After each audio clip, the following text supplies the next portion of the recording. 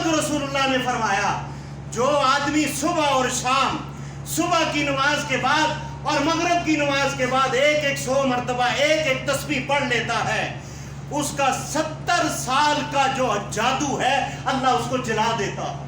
میرا رب یہ کہتا ہے او ہے کوئی مجھ سے ناراض جس کو میں خود راضی کرنے پہلے آسمان پہ آ چکا ہوں۔ الحمدللہ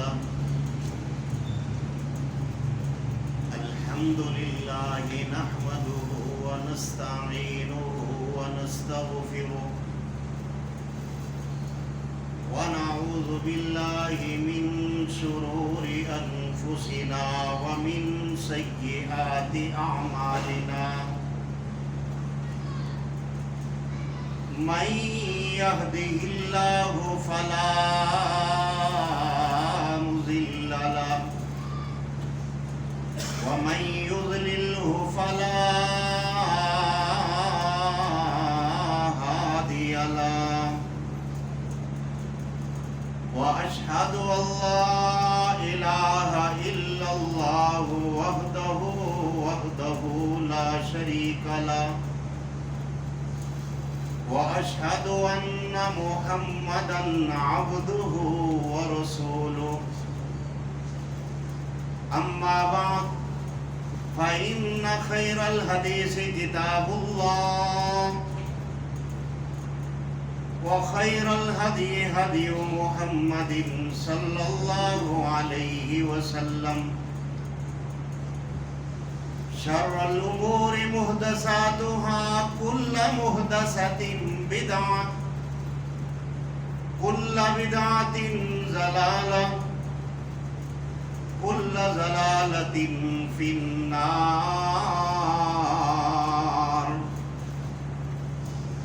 أعوذ بالله السميع العليم من الشيطان الرجيم، بسم الله الرحمن الرحيم، والفجر وليال عشر والشفع والوتر والليل إذا يسر هل في ذلك قسم لذي حجر۔ اللهم صل على محمد وعلى آل محمد كما صليت على إبراهيم وعلى آل إبراهيم إنك حميد مجيد۔ اللهم بارك على محمد وعلى آل محمد كما باركت على إبراهيم وعلى آل إبراهيم إنك حميد مجيد۔ تمام تعریفیں، ہر طرح کی حمد و ثنا کے لائق اللہ وحدہ لا شریک ہے، اور بے حد درود اور سلام ہو امام اعظم محمد رسول اللہ صلی اللہ علیہ وسلم کی ذات گرامی پر، کہ جن کو رب العالمین نے کائنات والوں کی رشد و ہدایت کے لیے رحمت للعالمین بنا کر مبعوث فرمایا۔ میرے بھائیو، اللہ رب العالمین کا جتنا بھی شکر ادا کیا جائے اتنا ہی کم ہے، اور دعا یہ کریں کہ اللہ رب العالمین ہمیں ذی الحج کے 10 دن اللہ نصیب فرما دے۔ میرے بھائیو، اللہ رب العالمین نے سورہ فجر کے اندر 2 قسمیں اٹھائیں۔ فرمایا قسم ہے فجر کی، یعنی فجر کے وقت کی قسم اٹھائی، وَلَيَالٍ عَشْرٍ، اور 10 راتوں کی قسم اٹھائی۔ یہ 10 راتیں کون سی ہیں؟ محدثین نے فرمایا کہ یہ ذی الحج کے 10 دن ہیں، میرے بھائیوں، ماں جی عائشہ صدیقہ رضی اللہ تعالی عنہما فرماتی ہیں، عن ام المومنین عائشہ رضی اللہ تعالی عنہ قال قال رسول اللہ صلی اللہ علیہ وسلم افضل ایام الدنیا ایام العشر. اس دنیا کے اندر یہ جو 10 دن ہیں، یہ دنیا کے دنوں کے اندر ایک سردار ہیں اور سب سے افضل ترین دن. یہاں 2-3 باتیں، ویسے بھی یہ قربانی کا جو موضوع ہے اس کے اندر الف سے یہ تک اللہ رب العالمین کی وحدانیت کا ذکر ہے. مجھے آج بیان کرنا تھا آپ کے سامنے حضرت اسماعیل علیہ السلام کا ذکر، لیکن 2-3 دن کے بعد یہ 10 دن عشرے کے جو چڑھ رہے ہیں، چاند نظر آنے والا ہے، تو میں نے کہا یہ اپنے بھائیوں کے سامنے یہ معروضات پیش کر دیتے ہیں کہ یہ دن ہمیں کیسے گزارنی چاہیے. میرے بھائیوں، اللہ رب العالمین نے یہاں قسم اٹھائی، قسم ہے فجر کی، وَلَيَالٍ عَشْرٍ. رب العالمین کائنات کے اندر اور کائنات کو بنانے والا سب سے بڑی ذات ہے، اللہ کو قسم اٹھانے کی کیا ضرورت تھی؟ لیکن اللہ رب العالمین نے اس بات کو مضبوط کرنے کے لیے اللہ نے قسم اٹھائی. ویسے ہم جو ہیں قسم اٹھاتے ہیں شرکیہ طور پر، جس سے اللہ رب العالمین نے منع کیا ہے. یہ چند باتیں آپ کے سامنے رکھ کر اپنے موضوع کی طرف آتا ہوں کہ اگر کسی نے کوئی قسم اٹھانی ہو تو اس کا مطلب یہ ہے کہ جی میں اپنے باپ کی قسم اٹھاتا ہوں، اپنی اولاد کی اٹھاتا ہوں، اپنے رزق کے اٹھیے کی اٹھاتا ہوں، میرے ہاتھ کے اندر یہ چائے کا کپ ہے، میں یہ رزق کھا رہا ہوں، مجھے اس کی قسم ہے. واللہ یہ ساری قسمیں یہ غیر اللہ کی ہیں اور ان قسموں کا دین اسلام کے ساتھ کوئی تعلق نہیں. قسم کا مطلب یہ ہے کہ میرے دل کی گواہی، یعنی میں آپ کے سامنے قسم اٹھا رہا ہوں، اس قسم کے اوپر میں گواہ بنا رہا ہوں، اور اس گواہی کے لیے یہ جو قسمیں ہیں یہ کوئی بھی میرے دل کی کیفیت کو نہیں جانتی. دل کی کیفیت کو، دل کی گواہی دینے والا کون ہے؟ ایک اللہ. ہمیں جب بھی قسم اٹھانی چاہیے کس کی اٹھانی چاہیے؟ ایک اللہ کی قسم اٹھانی چاہیے. یہاں پر اللہ رب العالمین نے فجر کی قسم اٹھائی، اور فجر کی قسم اس لیے اٹھائی، اسقل اللہ الصلاۃ علی المنافقین، یعنی 2 نمازیں منافقین پر بڑی وزنی ہوتی ہیں، ایک فجر کی اور ایک عشاء کی، صلاۃ الفجر و صلاۃ العشاء. یہ نبی کریم علیہ السلام نے فرمایا کہ منافقین جو ہیں ان کے اوپر 2 نمازیں جو ہیں یہ بڑی وزنی گزرتی ہیں، اور یہ اس کے اندر ان کا سر بھاری ہو جاتا ہے اور ان کا جسم سست پڑ جاتا ہے. اور یہ آپ صلی اللہ علیہ وسلم کے دور کے اندر بھی کچھ ایسے لوگ ہوا کرتے تھے، لیکن آپ نے فرمایا کہ یہ منافق ہے. اب ہمیں اپنا تجزیہ یہ کرنا ہے کہ ظہر کی نماز میں اگر 2-3 صفیں ہوتی ہیں تو صبح کی نماز کے اندر آدھی صف کیوں ہے؟ یہ سوال، والفجری قسم ہے فجر کی، یہ سوال مجھے اور آپ کو یہ قرآن کی یہ سورت اور اللہ کی قسم ہمیں یہ بتا رہی ہے کہ یہ ہماری مسجد کی صفیں آدھی صف کیوں ہوتی ہے. فجر کے اندر اور عشاء کے اندر نماز میں لوگ زیادہ کیوں نہیں ہوتے؟ ہمیں دیکھنا یہ چاہیے کہ کہیں ہمارے اندر وہ منافقوں والی صفت تو نہیں آ گئی. اگر آ گئی ہے تو ہمیں اس سے توبہ اور استغفار کر کے اللہ کی طرف رجوع کرنا چاہیے۔ پھر یہ جو 10 دن ہیں، ان 10 دن کے اندر ہمیں اپنی زندگی کیسے بسر کرنی ہے۔ افضل الدنیا، یہ دنیا کے سب سے افضل ترین دن ہیں،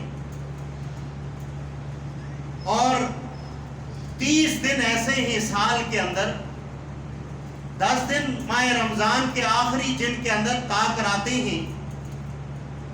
انا انزلناہ فی لیلۃ القدر، لیلۃ القدر خیر من الف شہر، یہ افضل ہیں۔ اس کے بعد یہ 10 راتیں بڑی افضل ہیں، اور ان کے بعد 10 محرم کے جو دن آ رہے ہیں یہ افضل ہیں۔ نبی کریم علیہ السلام کے پاس ایک آدمی آیا، آ کر کہنے لگا اللہ کے نبی صلی اللہ علیہ وسلم، یہ 10 ایام کے مطابق انسان اگر جہاد کرے، اللہ کے راستے میں قتال کرے، جہاد کرے، یہ افضل ہے؟ نبی کریم علیہ السلام نے فرمایا نہیں، ان سے یہ افضل ہے، اللہ کہ وہ انسان جو جہاد کے اندر جا چکا ہے لیکن اس کی سواری، اس کا اسلحہ، تلوار وہ واپس نہ آئے، وہ شہید ہو جائے، اس کو دفنا دیا جائے، وہ افضل ہو سکتا ہے۔ یہی الفاظ ہیں، وہ افضل ہو سکتا ہے نہیں، ہو سکتا ہے۔ یہ جو دن ہیں 10 دن، نبی کریم علیہ السلام نے فرمایا کہ یہ جہاد کے قتال سے بھی افضل ہے۔ ان دنوں کے اندر ہمیں کیا کام کرنا چاہیے؟ سب سے پہلے انما الاعمال بالنیات۔ میرے بھائیوں، آپ میرے بھائی ہیں، میں آپ کا بھائی ہوں، اور مومن کا آئینہ ہوتا ہے۔ اگر آپ مجھے کوئی غلطی بتا دیں تو اس کا یہ مطلب نہیں ہے کہ آپ نے میرے ساتھ زیادتی کی ہے، بلکہ آپ نے مجھے غلطی بتا کر آپ نے میرے اوپر احسان کیا ہے۔ اگر ہم تھوڑا سا پیچھے چلے جائیں سلف صالحین کی طرف، جن کے پاکیزہ ہاتھوں کے اندر آج دین ہمیں ملا ہے، مجھے اور آپ کو ملا ہے، اور جنہوں نے دین کے لیے قربانیاں دی ہیں، ان کی اگر کوئی غلطیاں بتا دیتا تھا تو وہ اس کا شکریہ ادا کرتے تھے، ان کو مٹھائیاں پیش کرتے تھے، جزاک اللہ کہا کرتے تھے کہ آپ نے میری غلطی سدھارنے کا مجھے موقع دیا۔ میرے بھائیوں، میرا بیان کرنے کا یہ بھی مقصد نہیں کہ اللہ معاف کرے پہلے میں ہوں بعد میں آپ ہیں۔ میرے آگے اللہ کا قرآن ہے، ہر مولوی کا ایک اپنا اپنا ذوق ہوتا ہے، لیکن میں مجمع کو ہرسانے والا نہیں ہوں۔ پہلے یہ میرے اوپر لاگو ہوتی ہے، بعد میں آپ ہیں، وہ بھی آپ مجھ سے 1000 گنا بہتر ہیں، لیکن ایک دوسرے کی غلطیاں بتانا یہ بہت ضروری ہے۔ انما الاعمال بالنیات۔ ہمیں کیا کرنا چاہیے؟ سب سے پہلے اپنے دل کو صاف کرنا چاہیے۔ دل کو صاف کس سے کریں؟ کینے سے، بغض سے، غیبت کرنے سے۔ الغیبت واشد من الزنا، یہ جرم زنا سے بڑا ہے۔ اور زنا کے بارے میں ایک آپ کو بات کر دوں، زنا کی سزا کیا ہے؟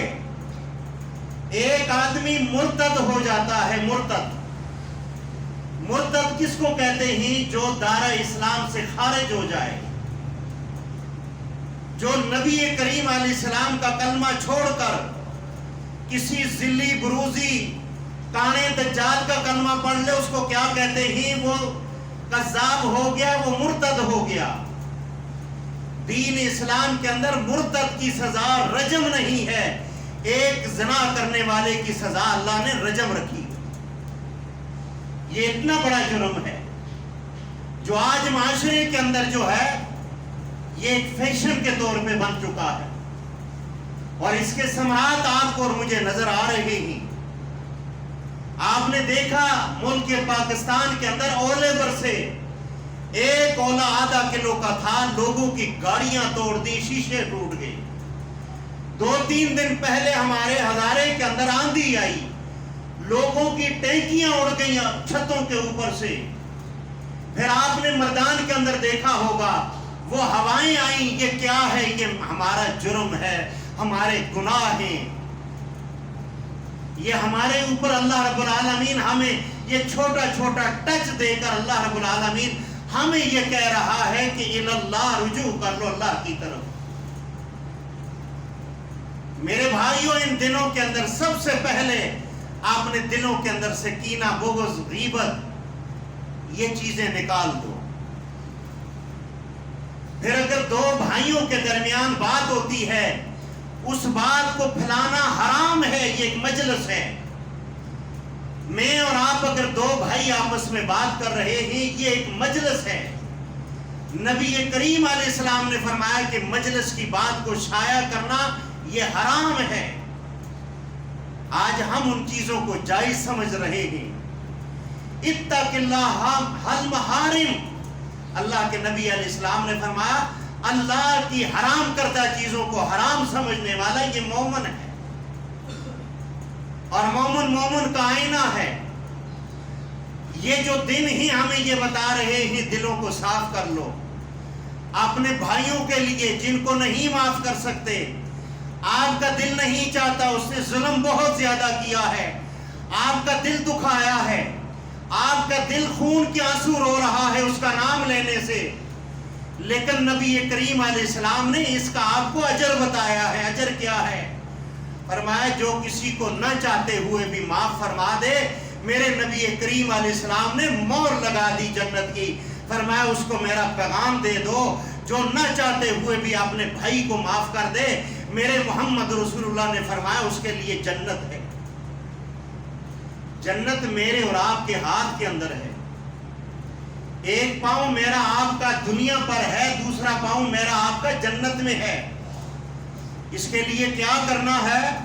اس کے لیے صراط مستقیم ہے، جو راستہ ہمیں محمد رسول اللہ بتا رہے ہیں اس راستے کو اپنانا ہے۔ دلوں کو انشاءاللہ ہم عہد کرتے ہیں، سب سے پہلے میں، بعد میں آپ کہیں انشاءاللہ ہم اس گناہ سے ہم توبہ اور استغفار کرتے ہیں، ہم ادھر کی بات ادھر نہیں کریں گے۔ اس کے اوپر ایک بات کر کے اپنی طرف آتا ہوں۔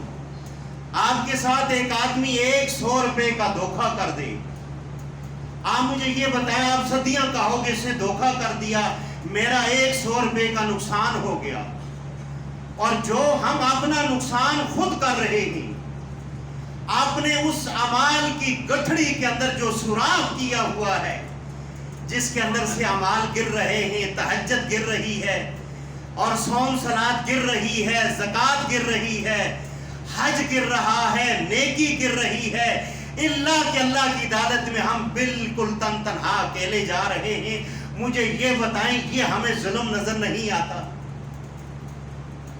ہم انشاءاللہ اپنی تھیلیوں کو سوئی سے سی کر رکھیں گے جس کے اندر اعمال ہمارے بچ کر رہیں، کہو انشاءاللہ۔ نبی کریم علیہ السلام نے فرمایا یہ جو 10 دن ہیں ان کے اندر صحابہ اکرام کا معمول کیا ہوا کرتا تھا؟ اللہ اکبر، اللہ اکبر، اللہ اکبر، لا الہ الا اللہ، واللہ اکبر، اللہ اکبر، وللہ الحمد۔ چاند نظر آتا تھا صحابہ اکرام، حضرت ابن عمر رضی اللہ تعالی عنہ اور حضرت ابو ہریرہ رضی اللہ تعالی عنہ، یہ 5 وقت کی نمازوں کے بعد بازار میں نکل جایا کرتے تھے اور یاد دہانی کرایا کرتے تھے، بلند آواز سے کہا کرتے تھے اللہ اکبر، اللہ اکبر، لا الہ الا اللہ، واللہ اکبر، اللہ اکبر، وللہ الحمد۔ یہ صحابہ اکرام کا معمول ہوا کرتا تھا۔ اس کا یہ مطلب نہیں تھا کہ آگے ان کو سمجھ نہیں آتی، بلکہ سب کو علم تھا، یاد دہانی ہوا کرتی تھی، اور یکم چاند کی یکم سے لے کر 10 ذی الحج تک बुलंद आवाज से अल्लाह अकबर पढ़ने का हुक्म है हर नमाज के बाद। वो इलादा बात है कि हमारी फिक़ह की कुछ चंद किताबों ने ये कहा कि चांद की 9वीं से लेकर वो 13 ज़िलहज तक जो है तो बुलंद आवाज से पढ़नी है, बाकी नहीं पढ़नी। वल्लाहि लज़ीम ये झूठ है, मेरे आगे अल्लाह का कुरान है। सहाबा इकराम यकम ज़िलहज से लेकर ये 10 ज़िलहज तक बुलंद आवाज से पढ़ा करते थे। हजरत ममूना रजी अल्लाह तआला अन्हा 10 ज़िलहज को आप जो है तो बुलंद आवाज से पढ़ा करती थी, और सहाबा इकराम नफल नमाज के बाद भी बुलंद आवाज से पढ़ा करते थे। मैं इंशाअल्लाह आपके सामने वादा ये करता हूँ कि इंशाअल्लाह मैं यकम ज़िलहज से लेकर ये जितने भी रसूलुल्लाह ने दिन बताए हैं 10 दिनों के अंदर इंशाअल्लाह हर नमाज के बाद मैं बुलंद आवाज से ये तकबीरात करूंगा। क्या आप भी इंशाअल्लाह इस पर अहद करते हैं या नहीं करते? और लेते हुए घर के अंदर, और यहाँ अगर कोई भाई अरब के अंदर रह कर आया हो वो ये बता सकता है जो बात मैं कर रहा हूँ इंशाअल्लाह वो इस बात की तस्दीक करेंगे। हमारे अरब के जो मुसलमान भाई हैं वो अपनी गाड़ियों के ऊपर बड़े बड़े डेग लगाकर बाजारों में निकल जाते हैं। ये तकबीरात बुलंद आवाज से पढ़ी जाती हैं गली कूचे के अंदर, अल्लाह की बड़ाई बयान होती है। और ये जो हज है, ये 10 ज़िलहज का जो हज है, ये पूरी दुनिया के अंदर ये एक पैगाम देता है। पैगाम क्या है? पूरी कायनात के काफिरों को पैगाम ये दे रहा है कि मुसलमान जिस जगह के भी हों, ये एक होने का ये इनके सामने ये यानी इनका ये सबूत देते हैं। और अल्लाहु अकबर, अगर काला है, सफ़ेद है, गोरा है, अजमी है, अरबी है, उनकी जुबान पर एक ही बात है, लब्बैक अल्लाहुम्मा लब्बैक ला शरीक लक लब्बैक। ये सब एक ही बात करते हैं, अल्लाह की ज़ात के साथ कोई शरीक नहीं। हम यहाँ पर जो हाजिर हैं सिर्फ एक ज़ात के लिए हाजिर हैं। वो ज़ात कौन सी है? अल्लाह वहदहू ला शरीक, जो बिगड़ियाँ बनाने वाला, जो बच्चे देने वाला, जो बीमारियों से शिफा करने वाला। वइज़ा मरिज़्तु फहुवा यशफीन, पैगम्बर कह रहा है मैं बीमार होता हूँ, मुझे शिफा कौन देता है? अल्लाह देता है। लेकिन आज हम क्या हैं? मैं बीमार होता हूँ तो लोग कहते हैं मुझे फलां मज़ार और फलां मज़ार का गद्दी नशीन फलां पीर शिफा देता है। रब्बे कायनात की कसम, ये दीन के अंदर जहर है, ये दीन के अंदर जहर है। एक जहर मैं आपको दे दूं और मैं आपको कहूं ये जहर की गोलियां हैं, खा लें, अल्लाह की कसम इतना बड़ा जुर्म नहीं है, इससे आप एक आदमी की जान जाएगी। लेकिन दीन इस्लाम में ये बिदआत की जो जहर है, इससे पूरी उम्मत मुस्लिमा तबाह और बर्बाद हो रही। लोगों को ज़हनी तौर पर अल्लाह से तोड़कर, अल्लाह बिगड़ियां बनाने वाला, अल्लाह बच्चे और बच्चियां देने वाला, अल्लाह इज्जतें देने वाला, अल्लाह गुनाहों को माफ करने वाला, जन्नत का मालिक अल्लाह, जमीन आसमान का मालिक अल्लाह, पैगम्बरों का मालिक अल्लाह। मुझे ये बताएं कोई ऐसी कायनात में कोई जगह या कोई ऐसी चीज है जिसका कोई एक पैगम्बर मालिक हो? अगर नहीं है तो फिर हमारा अकीदा भी वही बनना चाहिए जिस अकीदे की अल्लाह इस्लाह करके और शिरक से और बिदअत से मेरे रब ने लोगों के दिलों में नफरत ठहराने के लिए अल्लाह ने अंबिया को मबूस फरमाया, और फिर अंबिया के बाद फरमाया अल उलमा वरसतुल अंबिया, ये उलमा अंबिया के वारिस हैं। मतलब क्या है? एक विरासत है जो तकसीम हुई, और आज अंबिया की विरासत को तकसीम करने वाले इतने खाइन हो चुके हैं कि मेरे रब्बुल आलमीन से लोगों को तोड़कर लोगों के साथ जोड़ रहे हैं। इसीलिए इन 10 दिनों के अंदर अल्लाहु अकबर ला इलाहा इल्लल्लाहु अल्लाहु अकबर اللہ اکبر وللہ الحمد یہ بلند آواز سے پڑھنے کا حکم ہے۔ اور پھر آج جو لوگ حج پر چلے گئے اور ان کا تو حج ہو گیا، میں اور آپ حج نہیں کر سکتے، ہماری وہ دنیاوی استطاعت نہیں ہے، تو کیا اللہ نے مجھے اور آپ کو محروم کر دیا؟ ہم حج نہیں کر سکتے؟ وہ جو حج پر گئے ہیں ان کا اگر ایک فرائض رہ جائے پوری رقم ڈوب جائے گی، پوری رقم ان کی ڈوب جائے گی، ان کو حج کا ثواب نہیں ملے گا۔ یہ میں نہیں کہہ رہا، میں فتویٰ نہیں لگا رہا، یہ محمد رسول اللہ کی ذات ہیں، انہوں نے فرمایا ہے۔ لیکن میں اور آپ وہ حج کر سکتے ہیں پاکستان میں رہ کر، اپنے گھر میں رہ کر۔ ہمارے پاس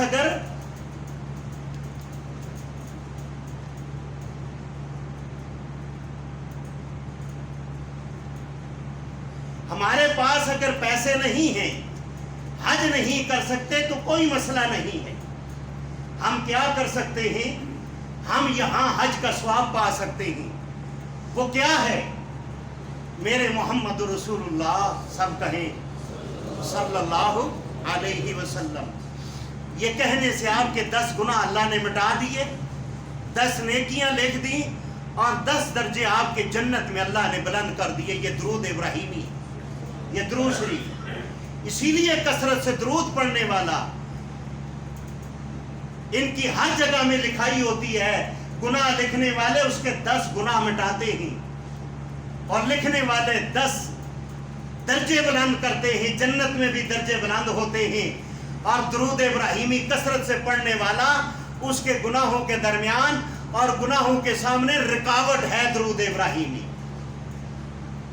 نبی کریم علیہ السلام نے فرمایا ایک آدمی اپنے گھر سے وضو کر کے مسجد کی طرف نکلتا ہے، ایسے ہے جیسے احرام باندھ کر وہ بیت اللہ کے طواف کے لیے جا رہا، اور یہ اللہ کا مہمان ہے، مسجد کی طرف آ رہا ہے۔ اللہ کے نبی علیہ السلام نے فرمایا 5 وقت جماعت کے ساتھ نماز پڑھنے والا ایسے ہے، اس نے 5 مرتبہ حج کر دیا، اس نے حج کا ثواب اللہ نے اس کے نامہ اعمال میں لکھ دیا۔ اب مجھے یہ بتائیں، وہ کون سی حدیث ہے، وہ کون سا صحابی ہے جن کا کاروبار ہو اور والد دکان پر بیٹھا ہو، مسجد میں نماز ہو رہی ہو، بیٹا دکان پر ہو، بیٹے نے بعد میں نماز پڑھنی ہے، ابا جی پہلے پڑھنے آ جائیں؟ کوئی ایسی حدیث ہے؟ کوئی شاید کسی جگہ میں ہو، لیکن میں نے نہیں پڑھی۔ ہمارا ذوق یہ ہے خی علی الصلاۃ خی علی الفلاح، جب ہوتی ہے اللہ نے حج کا ثواب رکھا ہے، اور سال کے 12 مہینے میں اللہ نے یہ حج کا ثواب رکھا، وہ تو سال میں 1 مرتبہ آتا ہے، پیسے ہوئے تو جائیں گے۔ یہ وہ حج ہے جس حج کے بارے میں اللہ کے رسول علیہ السلام نے فرمایا مقبول حج کا ثواب اس کے نام اعمال میں لکھ دیا جاتا۔ اسی لیے اللہ نے فرمایا والفجر، قسم ہے فجر کی اور عشاء کی، فرمایا یہ 2 نمازیں منافقین پر بھاری ہوتی ہیں۔ ہر وہ آدمی اس بات کو یہ سوچ لے جس کا عشاء کے وقت اور فجر میں اس کو اٹھنے کا اگر ٹائم نہیں ملتا، وہ اللہ سے استغفار کرے، استغفر اللہ واتوب الیہ، استغفر اللہ الذی لا الہ الا هو الحی القیوم واتوب الیہ، اور کثرت سے استغفار کرے کہ اس کا جو ہے اس کے اندر یہ منافقین والوں کی جو ہیں تو نشانیاں آ چکی ہیں۔ اس کا عشاء کے وقت بھی سر وزنی ہوتا ہے، اور صبح چنانچہ یہ کرتا ہے، وہ ڈپٹی بڑی ہے، رات کو اٹھنا 8 بجے اٹھ جاتا ہے، نماز کے وقت نہیں اٹھتا۔ کیوں؟ شیطان نے اس کے کان کے اندر پیشاب کیا ہوا، شیطان کی بیٹھک یہ ناک ہے، اس کے کان کے اندر شیطان نے گندا پیشاب کیا ہوا ہے، اور وہ گندا پیشاب اس کو اذان کے وقت، نماز کے وقت اس کو سونے نہیں دیتا۔ پچھلے جمعے میں نے ایک لفظ کہا تھا، وہ ادھورا رہ گیا تھا۔ شیطان اتنا طاقتور نہیں ہے جتنا میرے محمد رسول اللہ نے فرمایا ایک آدمی بسم اللہ کر کے دروازہ بند کر دے ساری رات شیطان اس کو نہیں کھول سکتا. ایک مومن کا ایمان اتنا مضبوط ہے شیطان جتنی کوشش کرے اس کے ایمان پر وہ ڈاکہ نہیں ڈال سکتا. آج ہم نے صبح شام کے اذکار چھوڑ دیے اور کیا ہو گیا؟ شیطان ہمارے اوپر مسلط ہو گیا. سورہ زخرف کی آیات نمبر 36 آپ اس کا گھر جا کر ترجمہ کرنا. اللہ نے فرمایا سورہ زخرف آیات نمبر 36 اللہ نے فرمایا جو آدمی میرے ذکر سے منہ موڑتا ہے اللہ فرماتا ہے میں اس پر ایک شیطان کو مسلط کر دیتا ہوں بطور عبرت جو ہے اس کے اوپر سزا کے طور پہ رہتا. وہ کیا کام کرواتا ہے؟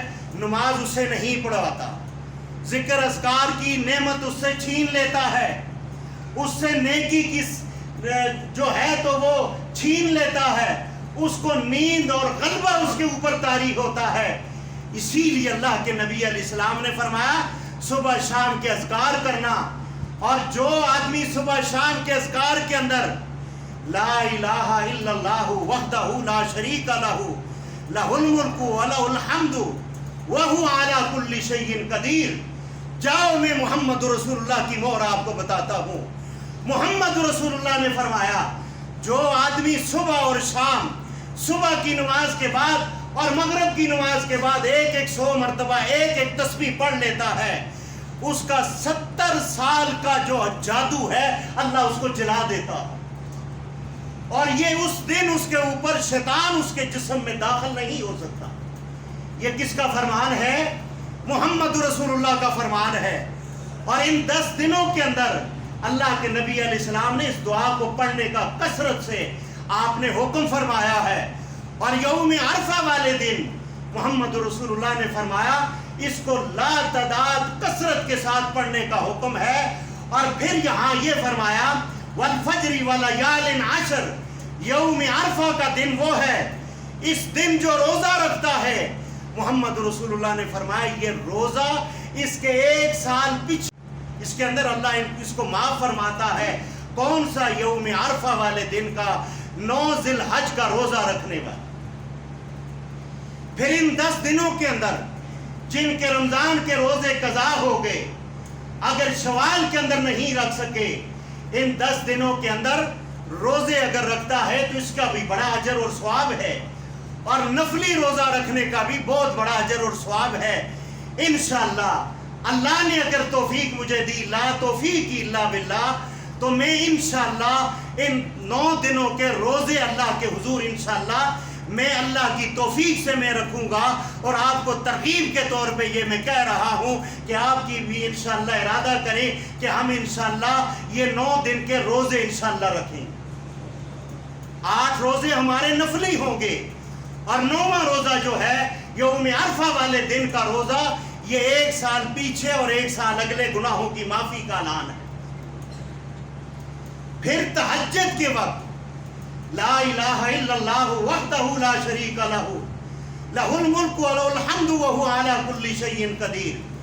اس کو پڑھنے کا حکم ہے کیونکہ تہجد کے وقت اللہ پہلے آسمان پہ کیا ہوتا ہے؟ مستوی ہوتا ہے، اعلان کرتا ہے. اعلان کے اندر یہ کہتا ہے کوئی مجھ سے مانگنے والا؟ ہے کوئی گناہوں کی معافی مانگنے والا؟ ہے کوئی رزق مانگنے والا؟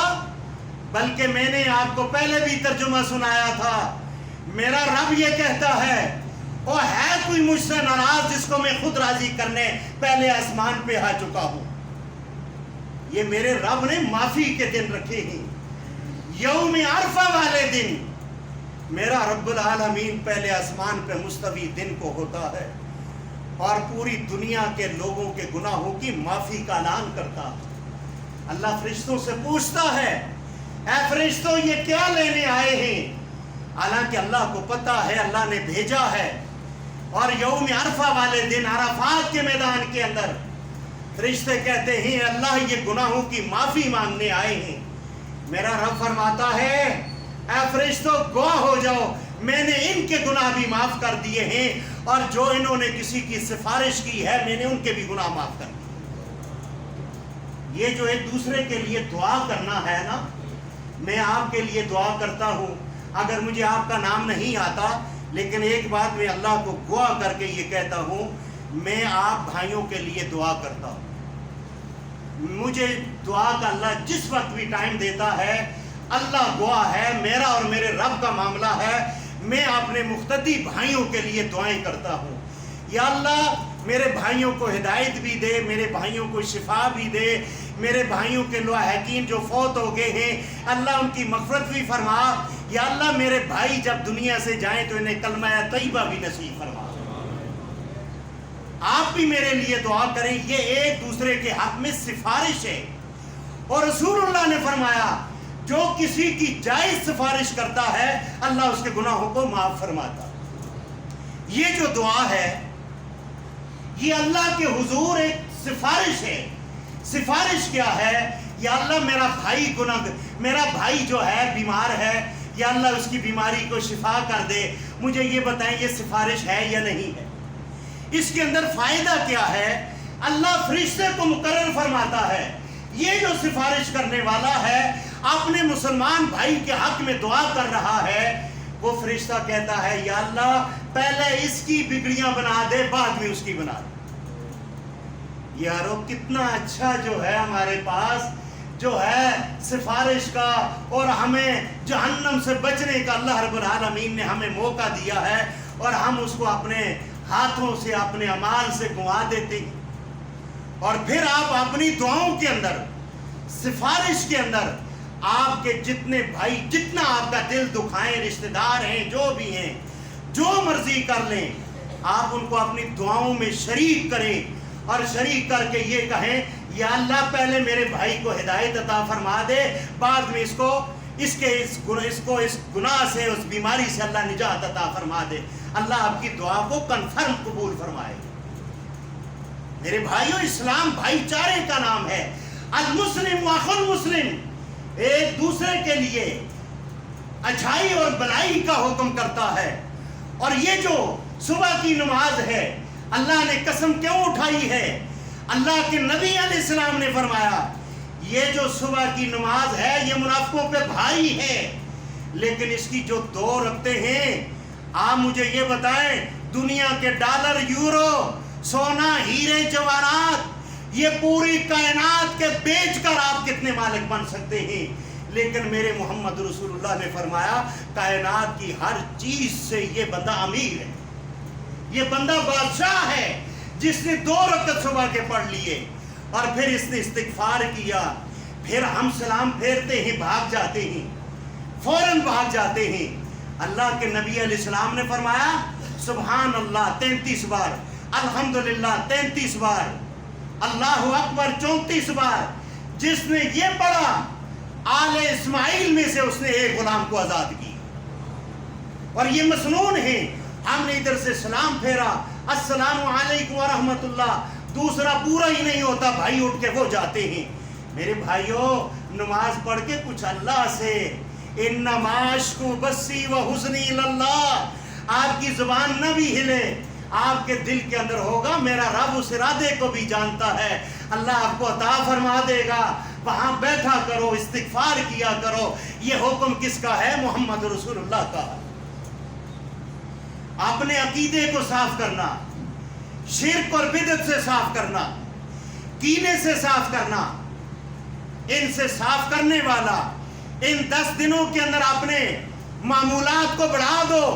جہاں پر آپ پہلے عام دنوں میں صدقہ کرتے ہو، محمد رسول اللہ فرماتے ہیں ان دنوں کے اندر صدقہ اس کو بڑھانے والا، زیادہ کرنے والا، اللہ رب العالمین اس کے اجر اور ثواب کو اور زیادہ بڑھا دیتا ہے۔ اس کو معمول کے مطابق نہ رکھیں، بلکہ اس صدقے اور خیرات کو بڑھا دیں، اللہ آپ کو بڑھا چڑھا کر عطا فرمائے گا۔ یہی آپ کی پونجی ہے۔ لیکن معاملہ کیا ہے کہ آج اگر ہم قربانی بھی کرتے ہیں تو ہم گوشت کے لیے کرتے ہیں۔ میرے بھائیوں، گوشت کی نیت کو بھی اپنی نیتوں سے نکال دو۔ یہ نہ کہو کہ یہ گوشت ہے اور اس کا کتنا گوشت ہے، نہیں، انما الاعمال بالنیات۔ اللہ رب العالمین قرآن میں فرما رہا ہے، سورہ حج کے اندر فرما رہا ہے، مجھ تک نہ تمہارا گوشت پہنچتا ہے نہ تمہارا خون پہنچتا ہے، کیا پہنچتا ہے اللہ تک؟ اللہ تک تقویٰ پہنچتا ہے، تمہاری نیت پہنچتی ہے، کس نیت سے تم نے اللہ کے راستے میں جانور کو ذبح کیا۔ پھر آخری ایک دو منٹ کے اندر آپ کے سامنے قربانی کے حوالے سے بات کر دوں۔ میرے بھائیوں، یہ قربانی جو ہے، اس جانور کو اپنے ہاتھوں سے ذبح کریں۔ جو آج ہم بھاگ کر دور جاتے ہیں، اس کو اپنے ہاتھوں سے ذبح کرنے کا افضل ترین حکم ہے، اور محمد رسول اللہ نے اپنی زندگی میں اپنے دست مبارک سے قربانی کا جانور ذبح کیا ہے۔ اور ہم کیا کرتے ہیں؟ دور بھاگتے ہیں، جی خون نہیں دیکھ سکتے، ہم فلاں کرتے ہیں۔ یہ عمل درست نہیں ہے۔ مسنون اور افضل طریقہ یہ ہے قربانی اپنے ہاتھوں سے کرنے کا حکم ہے۔ پھر حضرت ابو موسیٰ اشعری رضی اللہ تعالیٰ عنہ، وہ اپنی بیٹیوں کو حکم کرتے ہیں کہ آپ کیا کرو؟ قربانی کا جانور ذبح کرو۔ اگر آج ہماری مائیں بہنیں اس سنت کو زندہ کرے گی، قربانی کو ذبح کرے گی، اور رب کائنات کی قسم ان سے خالد بن ولید جیسے بیٹے پیدا ہوں گے، وہ دین اسلام کے لیے جرت اور بہادری رکھنے والے ہوں گے۔ لیکن آج ہم نے اور اپنی مستورات سے یہ عمل چھین لیا ہے، اور ہاں وہ عورت ذبح نہیں کر سکتی جو اپنے ہاتھ میں چھری پکڑنے کی صلاحیت نہیں رکھتی۔ الحمدللہ اس سنت کو میں نے زندہ کیا ہے۔ آج سے 10 سال پہلے میں نے اپنی بیگم سے الحمدللہ جانور کو ذبح کروایا تھا، اور الحمدللہ لوگوں نے کہا یہ عورتوں نے ذبح کیا۔ نہیں، جب اسلام نے جائز کر دیا ہے، پھر چونکہ چنانچہ کا مسئلہ نہیں، مولوی فتویٰ اپنے پاس رکھے، پیر فتویٰ اپنے پاس رکھے، میرے اور آپ کے لیے دلیل محمد رسول اللہ۔ بات ٹھیک ہے یا نہیں؟ ایک صحابیہ تھی، انہوں نے ایک بکری کے جانور کو ذبح کیا، پتھر کے تیز آلے کے ساتھ۔ محمد رسول اللہ کے پاس آئے، فرمایا اللہ کے رسول، اس بکری کو ذبح کرنے والی عورت ہے، فرمایا جاؤ اس کا گوشت کھاؤ، ہمیں اجازت اللہ کے رسول نے دی ہے۔ عورتیں بھاگر ہوں گی جب یہ جانور ذبح کرے گی، اور اس کے ساتھ محرم ہونا چاہیے، اور محرم اس کو پکڑے، اس کو بتائے کہ تیز چھری کو چلانا ہے۔ آپ جو ہے اگر استطاعت رکھتے ہیں، اللہ کی قسم یہ میں کسی مسئلے کی بنا پر نہیں کہہ رہا، میرے سامنے رب کا قرآن ہے، میں محمد رسول اللہ کی شریعت سے کہہ رہا ہوں۔ جاؤ اپنے گھر کی مستورات کو آج سے تربیت دینا شروع کر دو، ان کو چھری چلانے کا سلیقہ بتاؤ۔ جب 10 ذی الحج آئے جانور ذبح کرتے ہوئے، آپ قصاب کو کہیں اس کو لٹا کر دو، لٹا کر دے، اس کو کہو سائڈ پہ ہو جاؤ، سائڈ پہ ہو، اپنی مستورات دلیر کو کہو یہ چھری پکڑو اور جانور پہ جلاؤ۔ اللہ کی عزت کی قسم ہے، اس کا گوشت بھی کھانا، اس کی قربانی بھی کرنا یہ جائز ہے۔ ہم نے عورتوں کو دور رکھا ہوا ہے۔ اللہ پاک مجھے اور آپ کو دین اسلام سمجھنے کی توفیق عطا فرمائے۔ انشاءاللہ اگلے جمعے پر ہم اسی موضوع کو آگے لے کر جائیں گے۔ اللہ پاک ہمیں دین استقامت پر توفیق عطا فرمائے۔